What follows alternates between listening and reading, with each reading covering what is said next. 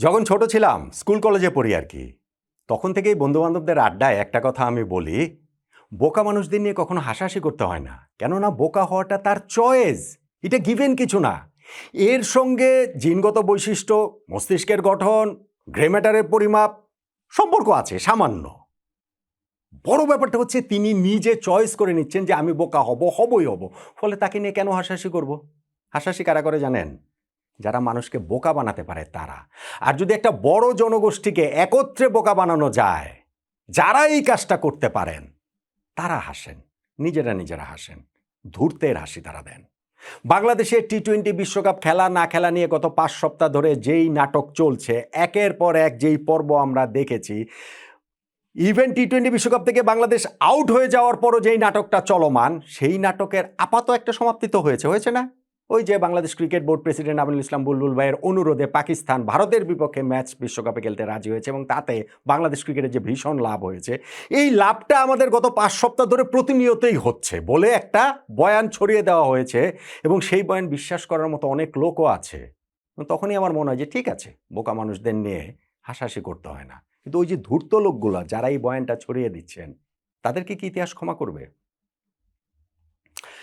পুরো বিষয়টা রাজনৈতিক, 100% রাজনীতি এর মধ্যে, ক্রিকেট 1%ও নাই। মুস্তাফিজুর রহমানকে আইপিএল থেকে বাদ দেওয়ার সিদ্ধান্তটা ভারতের রাজনৈতিক সিদ্ধান্ত, সেইটার প্রেক্ষিতে বাংলাদেশের যে সিদ্ধান্ত আমরা ভারতের মাটি থেকে বিশ্বকাপ খেলবো না, রাজনৈতিক সিদ্ধান্ত। ওই সময়টাতে পাকিস্তান যে বাংলাদেশের পাশে থাকার ঘোষণা দিয়েছে, ভোটাভুটিতে শুধুমাত্র একটা দেশি পক্ষে ছিল, নইলে তারাও বয়কট করবে, এই কথা তারা যে হচ্ছে গিয়ে ছড়িয়ে দিয়েছিল, সেইটাও রাজনৈতিক সিদ্ধান্ত। ফাইনালি পাকিস্তান খেলেছে, তবে ভারতের বিপক্ষে ম্যাচ আমরা খেলবো না, রাজনৈতিক সিদ্ধান্ত। আর শেষ পর্বে এসে যে না, ভারতের বিপক্ষে ম্যাচও আমরা খেলবো বাংলাদেশের অনুরোধে, রাজনৈতিক সিদ্ধান্ত। এবং এই প্রত্যেকটা ধাপে আমরা ভেবেছি আমরা জিতছি, বাংলাদেশ জিতছে, বাংলাদেশ জিতে যাচ্ছে। ভাই, বাংলাদেশ একটা টি-20 ওয়ার্ল্ড কাপ খেলতে পারেনি। ওই দিন আমাদের যেই পরাজয় হয়েছে, সেই পরাজয়ের দাগ, সেই পরাজয়ের কলঙ্ক আমাদের কোনো কিছু দিয়ে আর মুছবে না, হতেই পারে না। আপনি একদম এই শেষ জায়গাটাতে আসেন, Bangladesh cricket board president Aminul Islam Bulbul ভাইয়ের এই কথাটাতে আসেন। আমি ওই যে কালকে রাতে একটা ভিডিও করেছিলাম যে বিসিবি এবং আইসিসির কাছ থেকে 2টা মেইল আমাদের কাছে এসেছে, প্রেস রিলিজ, 16 মিনিটের ব্যবধানে, রাত 10:50 এবং 11:06, ওইগুলোতে স্পষ্ট ইন্ডিকেশন ছিল যে পাকিস্তান ভারতের বিপক্ষে ওয়ার্ল্ড কাপের ম্যাচটা খেলছে এবং পরবর্তীতে দেখেছি ওই রাত্রেই পিসিবি থেকেও, তাদের সরকার থেকে ইনফ্যাক্ট হচ্ছে গিয়ে সেটা কনফার্ম করা হয়েছে। কি হয়েছে? বুলবুল ভাইয়ের কথাটা কি ছিল? প্রেস রিলিজে, অফিসিয়াল প্রেস রিলিজে তিনি লিখছেন যে, জানাচ্ছেন তার কোর্টের ভেতরে, পরে বিভিন্ন ইন্টারভিউতে আমি দেখছি টেলিভিশনে যে তিনি হেসে হেসে বলছেন, পাকিস্তানকে বুলবুল ভাই অনুরোধ করেছেন ভারতের বিপক্ষে ম্যাচটা যেন খেলেন ওয়ার্ল্ড ক্রিকেটের ইকোসিস্টেমের স্বার্থের জন্য। এটাই ভাই বোকা বানানো। আপনারা অনেকেই এই জিনিসটা বিশ্বাস করেছেন, আমরা অনেকেই সেই জিনিসটা বিশ্বাস করেছি। আমাকে জাস্ট একটা কথা একটু বলেন তো, বাংলাদেশের অনুরোধে পাকিস্তান ভারতের সঙ্গে ম্যাচ খেলবে, পাকিস্তান তাহলে অনুরোধ করে নাই কেন বাংলাদেশকে ভারতের মাটিতে গিয়ে ম্যাচ খেলতে? কেন করে নাই?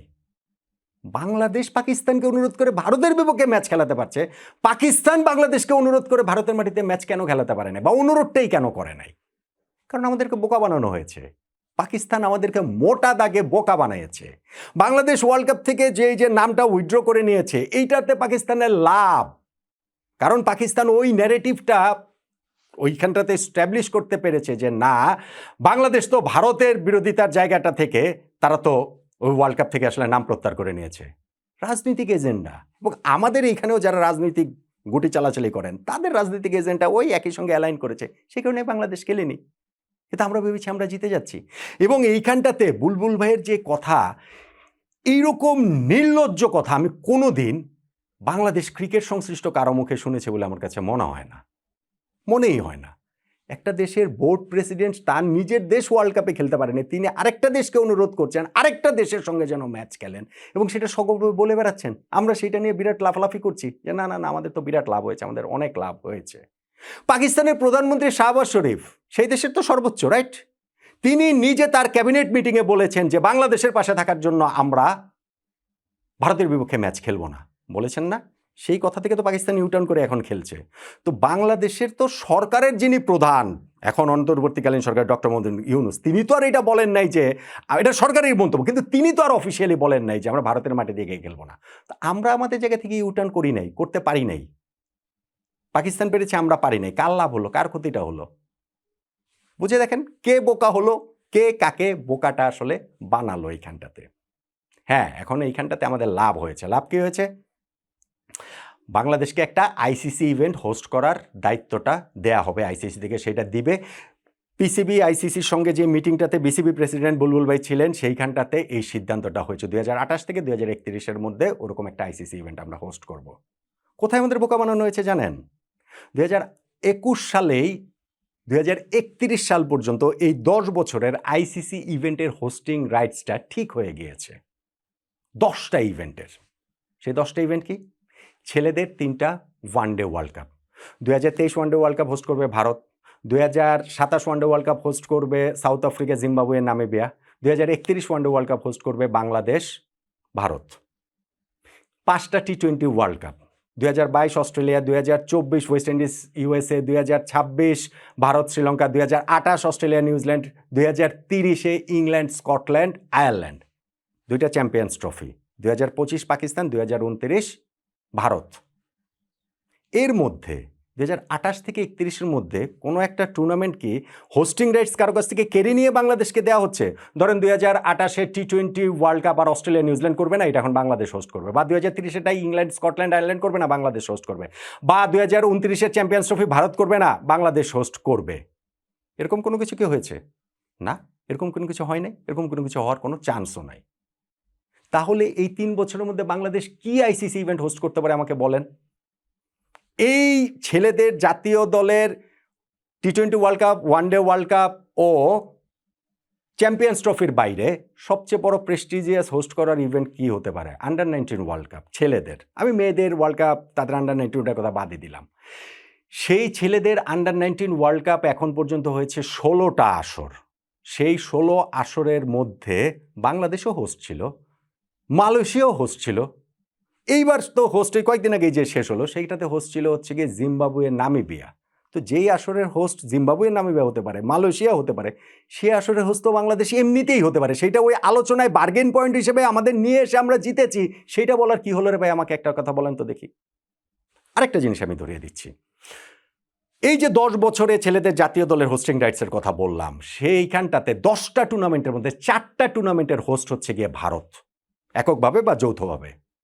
আর অন্য কোনো দেশ 2টা টুর্নামেন্টের হোস্ট হয়। হ্যাঁ, অস্ট্রেলিয়া হয়েছে, কিন্তু অস্ট্রেলিয়া 2022-এর টি20 ওয়ার্ল্ড কাপটা তো তাদের 2020-এর যেটা হওয়ার কথা ছিল, কোভিডের কারণে পিছিয়ে গেছে সেইটা। তো এর বাইরে আর কেউ 2টা টুর্নামেন্টের হোস্ট হতে পারেনি। ভারত সেখানে 4টা টুর্নামেন্টের হোস্ট হয়েছে। কীভাবে হয়েছে? ভারতের ক্রিকেটের জনপ্রিয়তা, তাদের টাকা পয়সা, তাদের আইসিসিতে খবরদারি, মাস্তানি, রংবাজি এইসব মিলেই তো। আন্ডার-19 ওয়ার্ল্ড কাপ এখন পর্যন্ত 16টা হয়েছে, তাতে ভারত কয়টা হোস্ট করেছে বলেন তো দেখি? আমি আপনার জন্য একটা কুইজ দিলাম। 0, একটাও ভারত হোস্ট করেনি। কেন করেনি? কেননা আন্ডার-19 ওয়ার্ল্ড কাপ হোস্ট করাটা এটা অর্থনৈতিকভাবে অলাভজনক। সেই জন্য আন্ডার-19 ওয়ার্ল্ড কাপ মালয়েশিয়া পর্যন্ত হোস্ট করে, জিম্বাবুয়ে, নামিবিয়া করে। তো জিম্বাবুয়ে, নামিবিয়া, মালয়েশিয়া যেগুলো হোস্ট করে সেটা তো বাংলাদেশ এমনিতেই হোস্ট হওয়ার কথা। সেইটাই দেন দরবারে মিটিং করে আমরা আদায় করে নিয়েছি। এই ফিলিংটা দিয়েই আমাদেরকে বোকা বানানো হয়েছে এবং আমরা ভাবছি যে আমরা বিরাট বিজয়ী। আমাদের যে অর্থনৈতিক ক্ষতি হয়েছে সেটা আমরা আইসিসি ইভেন্ট হোস্ট করে আমরা একটা পুষিয়ে নিব। অথবা নতুন কোনো ইভেন্ট কি আইসিসি ইন্ট্রোডিউস করবে বাংলাদেশকে হোস্ট করানোর জন্য? সেইটার চান্সও আসলে নাই, কোনোভাবেই নাই। এখন আসেন ওই জায়গাটাতে যে বাংলাদেশের কি এই মিটিং থেকে কোনো লাভ হয়নি? হ্যাঁ, অবশ্যই লাভ হয়েছে। আইসিসি আমাদেরকে নিষিদ্ধ করবে না, আর্থিক কোনো জরিমানা করবে না, সেইটা এই মিটিংয়ের ডিসিশন, এইটা অবশ্যই লাভ। এবং আমি এইটা ওই আগের ভিডিওতেও বলেছি যে এই মিটিং থেকে বাংলাদেশের পাওয়ার একমাত্র এই জিনিসটাই থাকতে পারে, অন্য কোনো কিছু না। আমরা সেই জিনিসটা পেয়েছি। কিন্তু একটা ওয়ার্ল্ড কাপ যে আমরা খেললাম না, এইটাতে বাংলাদেশ ক্রিকেটটা যে ধ্বংসের শুরু হয়েছে, আমি তো আমার ওই অবস্থানে এখনোই স্ট্যান্ড করছি। এইখানে যেই আলোচনাটা আমি অনেকগুলা ভিডিওতেই করেছি, জান না নটক মানে তো এখনো আছে, যে এই অবস্থা থেকে আমরা ঘুরে দাঁড়াতে পারি শুধুমাত্র একটা ভাবে। কোনভাবে ঘুরে দাঁড়াতে পারি? 12ই ফেব্রুয়ারি বাংলাদেশে যে জাতীয় সংসদ নির্বাচন হবে, সেই নির্বাচনে যদি এমন কোনো সরকার গঠিত হয় যাদের সঙ্গে ভারত সরকারের একটা সম্পর্ক পুনঃস্থাপিত হবে, বাংলাদেশ ভারতের রাজনৈতিক কূটনৈতিক সম্পর্কটা সহজ স্বাভাবিক হবে, তখন বাংলাদেশ ক্রিকেট বোর্ডের সঙ্গে ভারতীয় ক্রিকেট বোর্ডের সম্পর্কটাও সহজ স্বাভাবিকভাবে তৈরি হয়ে যাবে। তখন আর আমাদেরকে এই ধ্বংসের মধ্যে ক্রিকেটে পড়তে হবে না। বা এই ক্রিকেটে তো ভারতের মাস্তানি হচ্ছে গিয়ে তারা আলটিমেট মাস্তান। ক্রিকেটে ভারত হচ্ছে গিয়ে যুক্তরাষ্ট্রের মতো, ক্রিকেটে ভারতের ক্রিকেট কর্তারা হচ্ছে ডোনাল্ড ট্রাম্পের মতো। তো তাদের সঙ্গে লড়াই করে বাংলাদেশে টিকতে পারবো আমরা? এখন বলতে পারেন যে না, যদি ওই রকম সরকার হয় যেইখানটাতে হচ্ছে গিয়ে আমাদের ধরেন এখন যে সরকার আছে, সরকারের ডিসিশনই তো আমাদের ক্রিকেট বোর্ড ক্যারি করেছে, ওই নির্বাচনের পর এরকম সরকারই থাকলো, ওই রকম আজ্ঞাবহই আমাদের এখনকার ক্রিকেট বোর্ডের মতো হলো, তাহলে তো ভারতের সাথে আমাদের রাজনৈতিক অর্থনৈতিক কোনো সম্পর্কই তো স্বাভাবিক হবে না। তো ক্রিকেট সম্পর্ক স্বাভাবিক হবে কিভাবে? আমরা এইখানটাতে স্যাংশন খাইনি, আমাদের নিষিদ্ধ করছে না, তো ভারত যে কোনো ছুতোতেই আমাদের আবার পরবর্তীতে নিষিদ্ধ করে দিতে পারে, আমাদেরকে অন্যান্য দেশের খেলাটেলা বন্ধ করে দিতে পারে। ওগুলা কি পারে না? ভারতের সাথে সম্পর্কটা যদি এরকম থাকে, ইভেন 2031 সালে যে one day world cup Bangladesh Bharat যৌথভাবে আয়োজিত হওয়ার কথা, হবে না। এই অবস্থা চলতে থাকলে, এইরকম সরকার আসলে সেটা হবে না। ফলে ওই ইলেকশনের পরবর্তী সময়ে সরকারের সাথে, ভারত সরকারের সাথে বাংলাদেশ সরকারের সম্পর্ক স্বাভাবিক হলেই শুধুমাত্র আমাদের ক্রিকেটের জায়গাটা স্বাভাবিক হয়ে আসবে। সেটা তো আমি অনেক ভিডিওতে বলেছি, অনেক আলোচনাতে বলেছি। নতুন কি আসলে আপনারা পাচ্ছেন?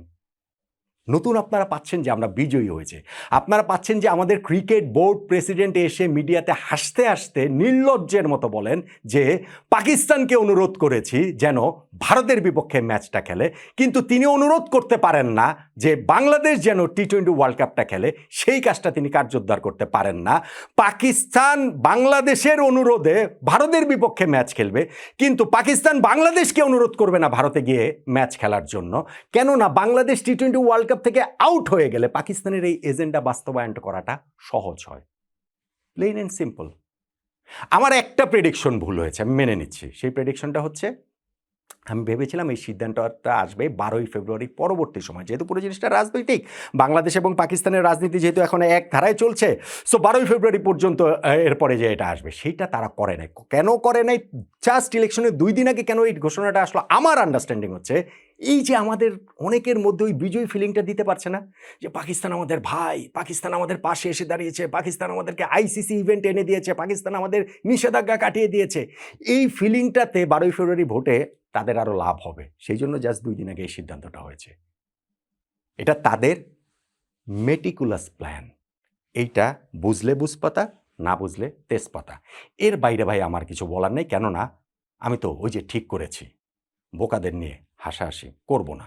এখন চয়েস হচ্ছে কি আপনার, আপনি কি বোকা হবেন নাকি এই সকল ঘটনা পরম্পরায় সব কিছু মিলিয়ে আসলে বুঝবেন যে বাংলাদেশ ক্রিকেটটা ভারতের রাজনীতি, পাকিস্তানের রাজনীতির মাঝখানে পড়ে বাংলাদেশের রাজনীতিবিদরা তাদের ফায়দা লোটার জন্য আমাদের আজ্ঞাবহ ক্রিকেট বোর্ডকে তাদের কাঁধে সওয়ার হয়ে আমাদের ক্রিকেটটাকে তারা ধ্বংস করার ষড়যন্ত্রের করছে।